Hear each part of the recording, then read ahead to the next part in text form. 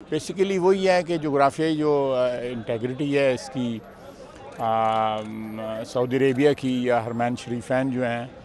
ان کو کسی وقت بھی اگر خدا نخواستہ کو خطرہ لاحق ہوتا ہے پاکستان جو ہے اپنے سعودی بھائیوں کے ساتھ کھڑا رہے گا، اور جو ڈپلومیسی ہے اس کو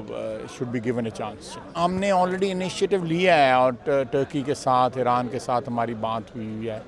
بلکہ پرائم منسٹر جو ہے وہ was the first leader, Muslim leader جو اس سلسلے میں انہوں نے کوئی انیشیٹو لیا ہے، اور اسی انیشیٹو کے پھر پرسوئنس میں ٹرکش پریزیڈنٹ اور ایرانی وزیر خارجہ ان سب سے بات ہوئی ہے۔ امید ہے کہ سلسلہ جو ہے وہ کسی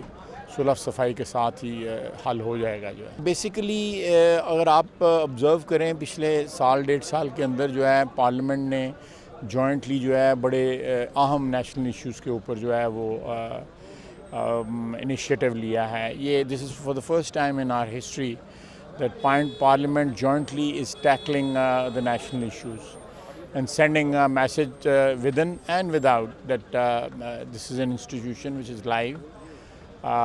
alive and which is vibrant, and we are working according to the constitution،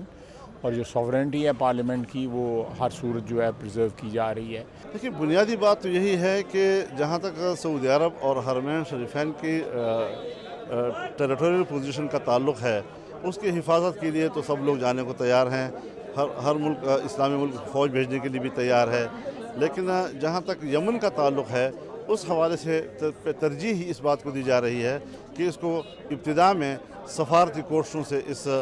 بحران کو ختم کیا جائے اور کوشش کی جائے کہ صورتحال واپس 6-7 مہینے پہلے کی پوزیشن پہ چلی جائے۔ ایران کو بہرحال خطے کا ایک ملک ہے، اس کو انوالو تو کرنا پڑے گا، جس سطح پہ بھی آپ کریں، جس انداز سے بھی آپ کریں۔ ہاؤس میں ایک چیز تھی کہ ہم بوٹس آن دا گراؤنڈ نہیں بھیجیں گے، اس میں کلیئرلی آ گیا ہے کہ we will maintain neutrality in the Yemen conflict so that we can help resolve the crisis. Neutrality کا مطلب ہے ہم کوئی سائڈز نہیں لیں گے، اس کا یہ بھی مطلب ہے کہ ہم بوٹس نہیں بھیجیں گے۔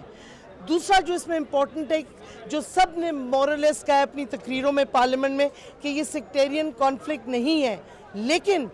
خدشہ ہے ہمیں کہ اگر یہ چلتا گیا تو بن سکتا ہے، اور اگر بن جائے گا تو اس کا پھر اثر پورے ریجن میں ہوگا انکلوڈنگ آن پاکستان۔ ہم نے ریکمینڈ یہ بھی کیا ہے کہ UN سیکیورٹی کاؤنسل اور OIC کو فوری طور پہ ایکٹیویٹ کیا جائے، اور دوسرا کہ ہیومینیٹیرین ایڈ اور اسسٹنس آنے دیا جائے تاکہ جو لوگ پھنس گئے ہیں کانفلکٹ میں ان کو اسسٹنس اور ایڈ مل جائے۔